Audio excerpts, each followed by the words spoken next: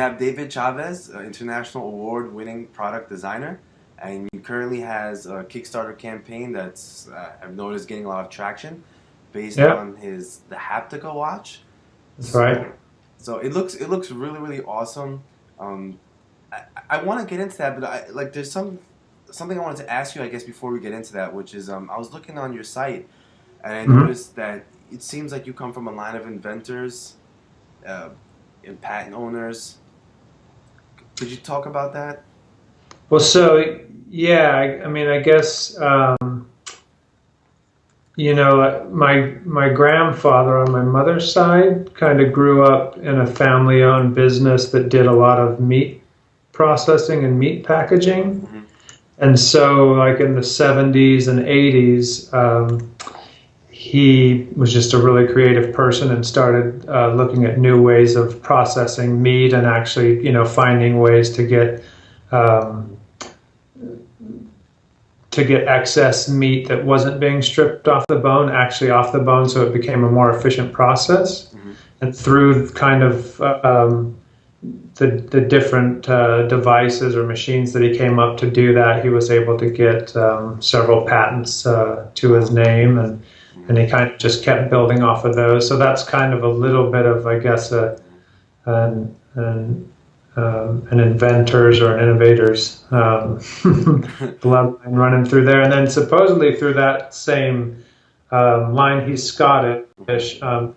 Supposedly through him, we can kind of trace our genealogy back to William Murdoch, who was a Scottish engineer back in like the mid 1700s, and he, among other things, was credited with inventing the gas light. So I haven't like officially been able to find the link all the way back, but my great grandmother, who's still alive, who was a big genealogy buff, is claims that's the connection. So Yeah. it's kind of an interesting thing to be able to trace your back to somebody like that.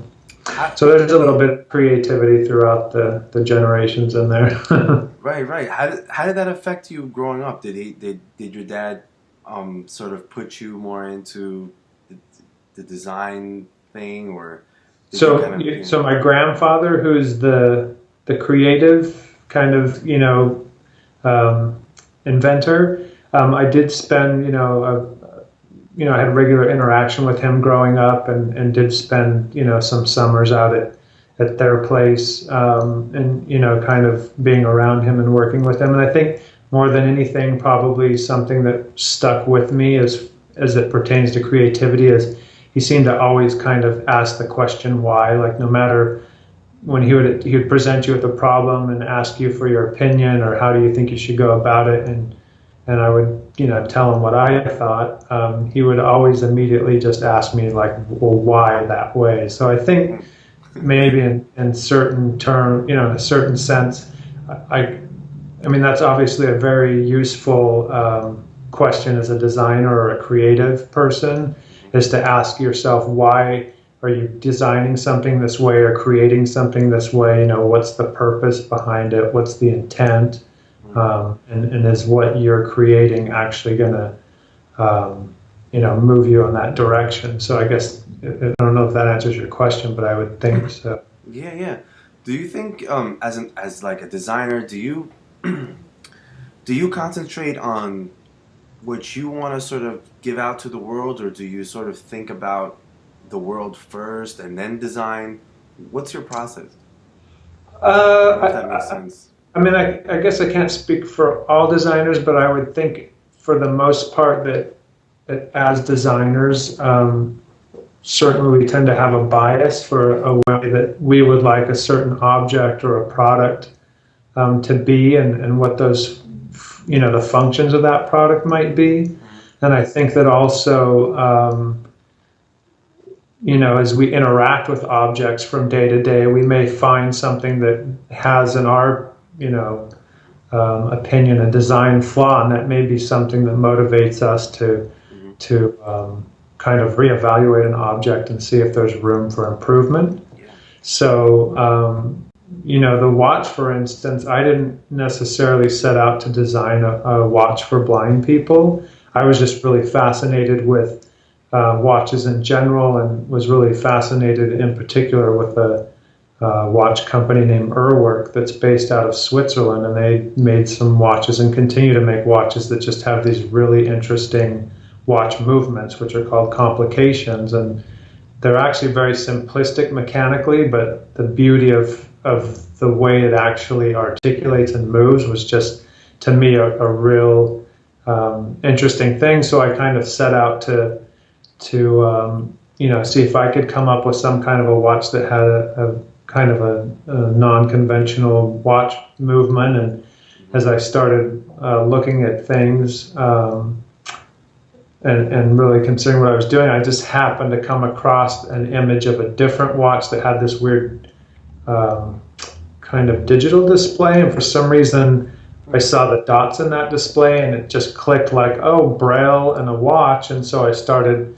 looking into watches that had Braille or some format that a blind person can read. And so it was kind of a little bit of a serendipitous kind of experience as I was looking into coming up with some kind of a watch design. And then as I researched it and found out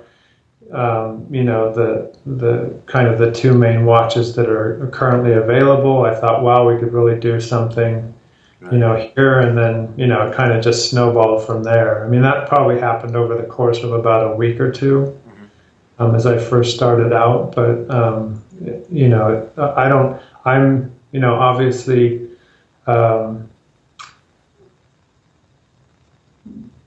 coming at it from a different perspective as a designer, but I saw a lot of room for improvement, not only in the functionality of the watch, but also in the importance of the aesthetic value of a watch, which a lot of people kind of chuckle at when they first see it. They're like, why does this watch look so beautiful? It's for someone who can't see it.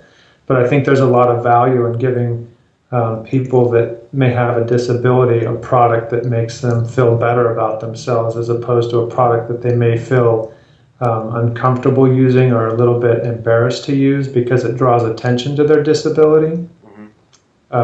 So, again, not the functionality is obviously important, but for me, the beauty of the product had equally as important of a role to play in the overall design.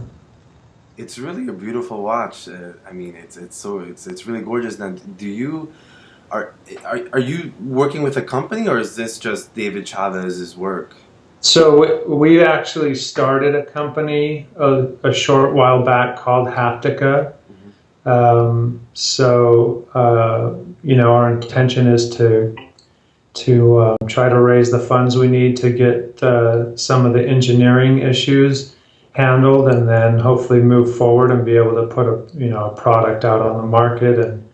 And I've just in doing the Kickstarter thing alone, I mean, I've gotten feedback in the past from people who are visually impaired or blind, and even people who aren't, that are really excited about the concept. But now that it's up on Kickstarter, I get emails from blind people from anywhere from the States to Europe to you name it, and I think they're excited about the prospect of having a product like Haptica. So it's kind of been an interesting journey. So yeah, it's a really gorgeous product. Do you have a model?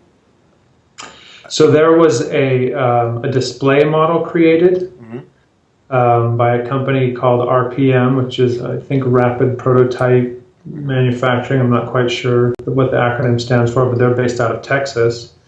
And they were able to create a display model because I needed one for, well, there was an opportunity for them to do that, and it turned out to be great timing for the Cooper Hewitt, that National Design Triennial exhibition that I was invited to be a part of. So it happened to be great timing. But as far as like early prototypes and breadboard models, from, at the school I was attending. This was started out as my senior project in 2006.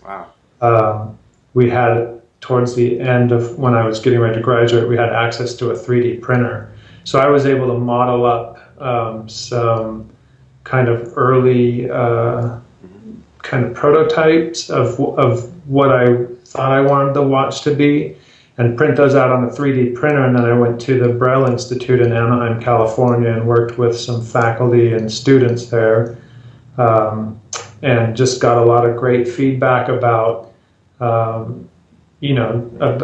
there were several main categories I was trying to find more out about, like, how useful is a watch to them? Do they actually use watches, or do they rely on someone else to give them the time? Because I didn't really have a lot of familiarity with the blind community. And then I was interested in knowing how important aesthetics were to them, because they obviously can't see what they're wearing, and jewelry, clothing, and things like that. And then also the ergonomic factor. So even though these early prototypes just had a static time printed on them, and they're a little bit rough because it's literally just tiny dots of hot plastic building up into a 3D model, the people that were Braille literate were actually able to tell the time fairly quickly, and like I said, give a lot of useful feedback. So that was a really great experience. Now, does the I'm not 100% familiar on how it works. Now, does it actually, the time changes like mechanically as well? So yeah, the idea behind I mean, I can't really get into the specifics of how the technology works and things like that, but yeah, the idea is to have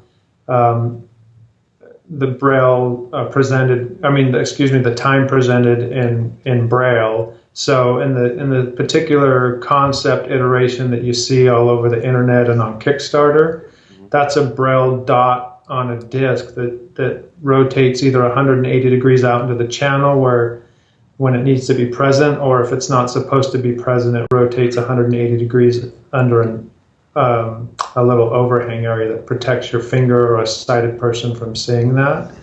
So that particular iteration of it was a more mechanically based concept, but other concepts would require more of a kind of an electromagnetic component to it. And there's already refreshable Braille displays out there for other applications, but they're a lot more bulky. And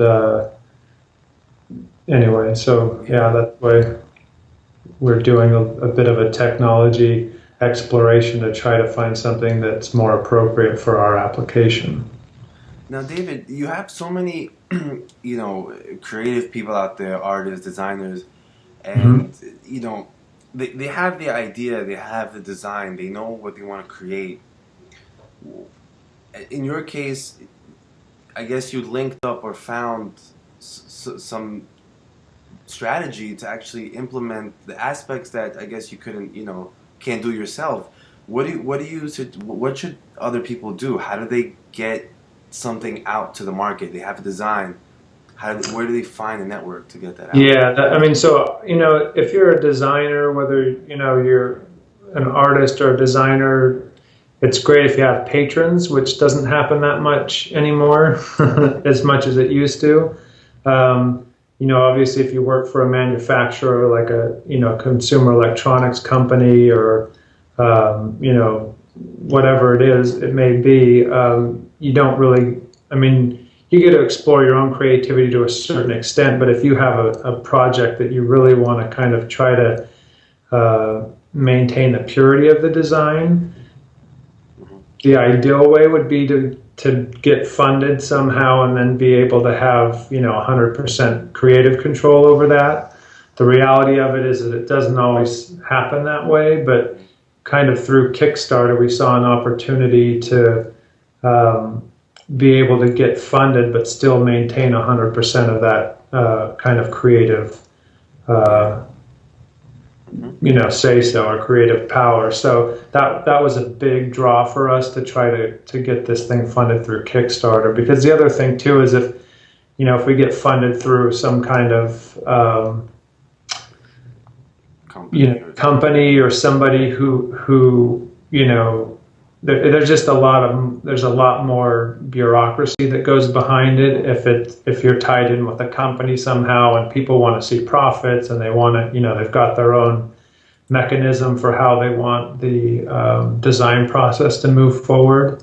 And again, for me, it's not just about creating a Braille watch that helps people tell time better. It's about creating a beautiful product that will allow people to feel kind of an emotional connection to it, and in turn, really feel better about themselves. And I think that's a great opportunity to do that. So I'm a little hesitant, and have been a little hesitant to kind of get into some kind of a collaboration where that aspect of the design might get pushed to the back because it doesn't kind of jive with what the company or the investor's looking to get out of the product. Yeah, it's always a struggle, I think, with artists. Yeah. You don't know, what to do on your own, when you need to network, and I guess it's a constant battle. Yeah. So, and again, I mean, this particular project, because it's a little more involved with the engineering aspect and the mechanics, it does make it a little more difficult, whereas some other projects may not be as complicated and might actually be a little bit easier to get to market. I know with Scott Wilson's TikTok and Lunatic Watch, those are great examples of, he really just had to come up with a beautiful design, which I think he did a great job of doing. And then his, if you look at his initial goal, he had said he only needed about $10,000 to get, a run of those watches kind of machined, and get the bands made and things like that. So that's a great, I think, example of a little bit less complicated product that would probably be a little bit easier to produce. And I'm sure he's having an interesting time with the whole process anyway, because he's trying to run a design studio, and now he's kind of got this new company on the side that he's trying to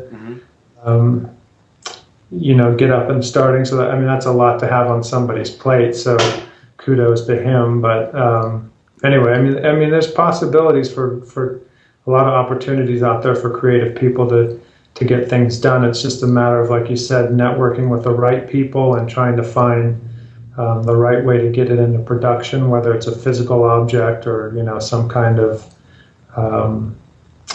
intangible object. And it's just really comes down to connecting with the right people and finding out what the best way to go forward is. Right. So let's say here I am. I'm a designer. I've designed something. Where do I need to go next to move this thing along? Yeah, that's a good question. In the case of product design, it's usually a physical, tangible object. So one of the first things you need to look at is manufacturing. And that assumes a lot of variables up to that point. It assumes that you've got a target market and that market actually wants to buy your product. There's a lot that goes into.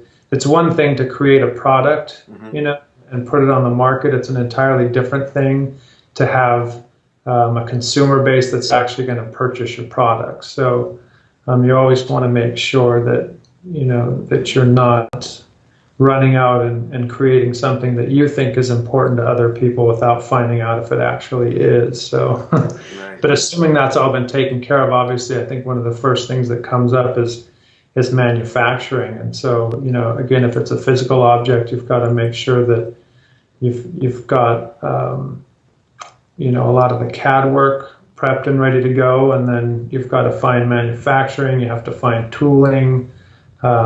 It just depends on what the product is, but there's several steps that you have to go into beyond that, and then there's packaging, then there's logistics for shipping and payment. So yeah, it's a big.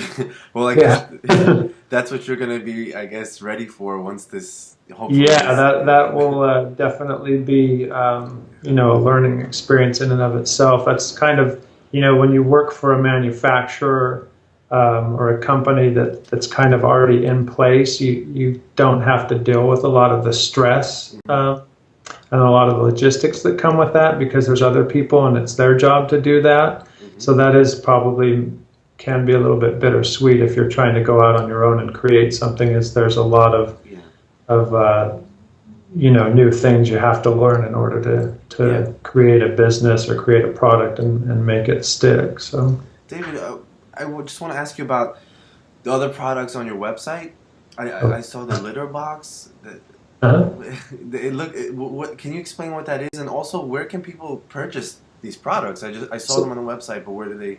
So on my website, pretty much everything that's on there is conceptual. It's a little bit more of kind of like I got you.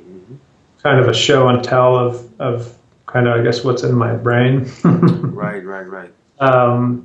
So as far as the litter box is concerned, that was actually a design proposal that I put together in response to a little program that Simple Humans was running, where they were kind of asking people, I think it was students in particular, to come up with a new product for the home that they didn't already have in their product line. And after a week or two of kind of pounding my head into a sketchbook and onto my computer table, I realized that litter boxes were these hideous, things that people with pets needed to have. But a lot of pet owners have nice homes and they spend a lot of money to have nice furnishings and nice countertop and a nice floor and nice everything, but then they have to go over to Petco and buy this pale blue plastic bin and dump it, a bunch of kitty litter into it. And there are some other solutions that I had seen out there that are, it looks like somebody took an end table with doors and cut a hole through the side and put a litter box in there, so it's kind of hiding the litter box, but in doing so they've brought in an uglier object to enclose a smaller ugly object in there. So it was a little bit ironic. So anyway, I just looked at it and thought, if we kind of took Simple Humans design language and applied that to a litter box and applied some of the different functionality that they already had in place, you could come up with a pretty interesting solution. Now, I did that back in, I think it was early 2007. And about a year later, a company, apparently, I think there were two architects in New York, kind of came across the same dilemma. And so they pursued an industrial designer and had kind of a contemporary version of a litter box created, and I think that they do it under the brand ModCat, and that's actually won some awards.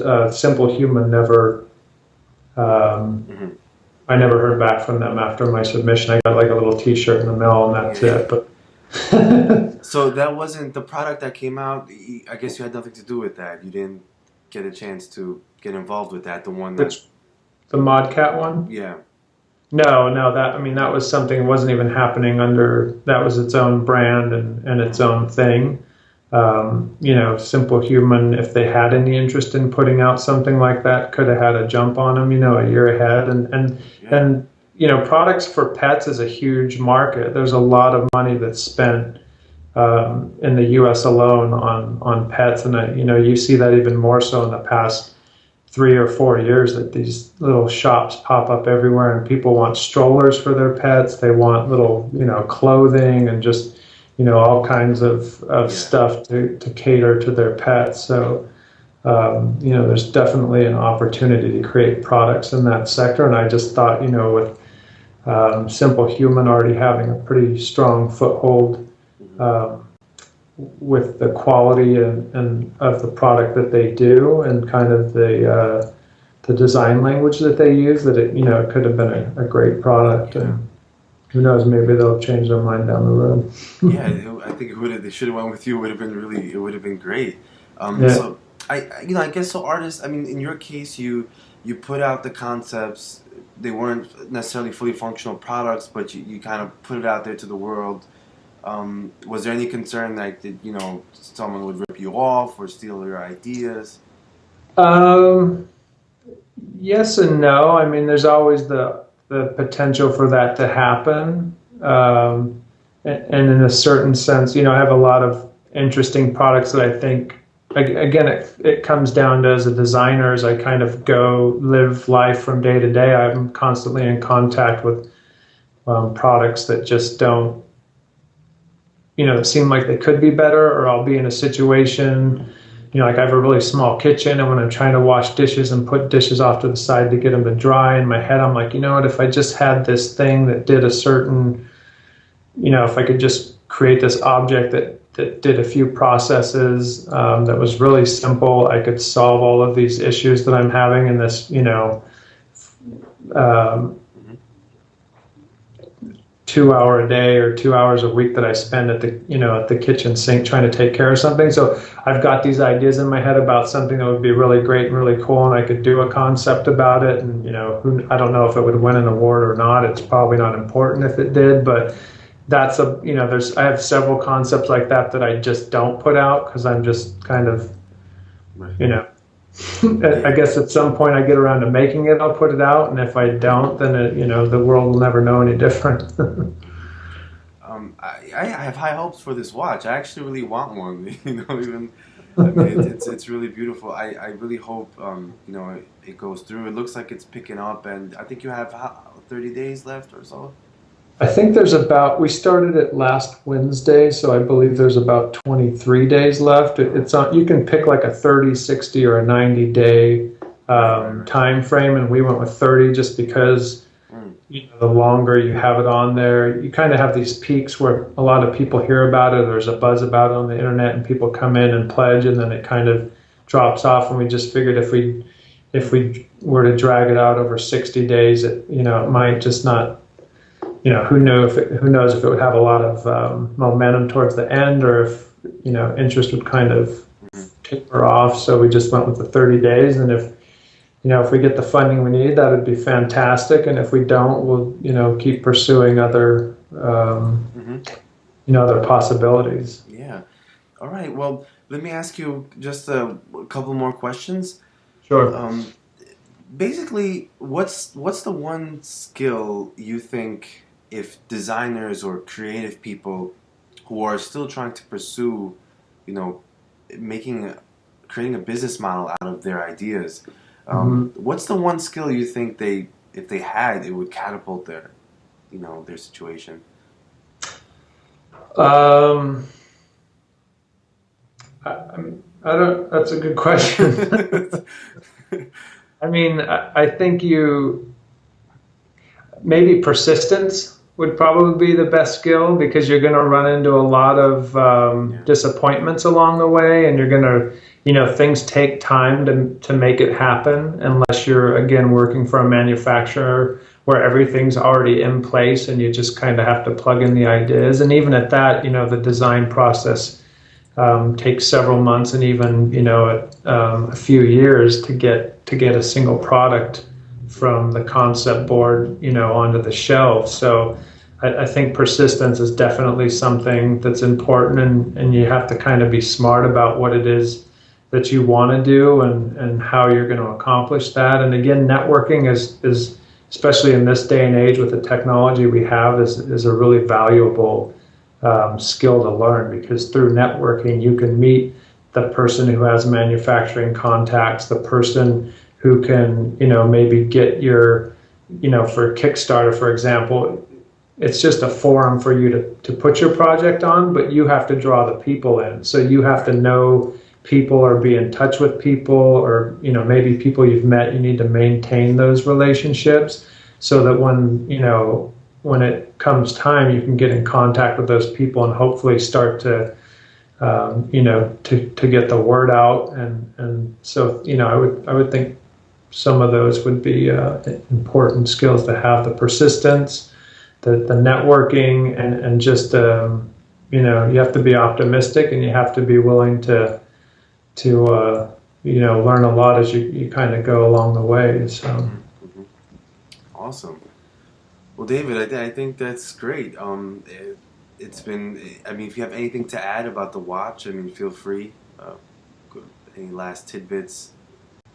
But No, just that we're really excited, and hope that if not through Kickstarter, which we hope it does work through Kickstarter, that we will at some point be able to find the funds that we need to get this, um, get this product out there. Again, like I've mentioned before, I think that it obviously would serve a very valuable purpose to the intended consumer, which is blind, the blind community, but also, we really think there is a secondary market out there for people like you and me who are sighted but would just really love to have the watch. And then, even with that opportunity for sighted people to have the watch, it creates an opportunity to have a discussion around products for people with disabilities, around the blind community, raise awareness about, Braille literacy, and there's all kinds of ancillary opportunities out there that I think the watch would present, and I think it would be a pretty interesting thing to sit back and watch it all unravel. But we'll have to see if that becomes the case. So I think it will, and I hope it will, and good luck definitely with that. It looks really, really good, and thank you, David Chavez, for being with us. That was a lot of designers really need to hear how the process works, and I think you explained it really well, and really, really appreciate that. Thank you so much. yeah, hopefully we've been able to answer some things. And another thing too I'll add is if you are looking to do something like that, look for mentors, whether it's an old school teacher or university instructor, or a professional that you may have contact with. That it's always great to reach out to those people that have experience and try to glean something from them and save your. I mean, you could learn more in 5 minutes than it would. You could learn the same thing in 5 minutes from someone who has experience that you could. It might take you a year or two to learn, and Yeah, a lot of heartaake and strife. So. yeah. Yeah. But yeah, thanks for reaching out and giving me the opportunity to chat with you. It's been great. Yeah, it's been great. Okay, everyone, so that has been David Chavez. You can take a look at his work at david-chavez.com, right? Yep, that's Okay. right. Thank you, everyone.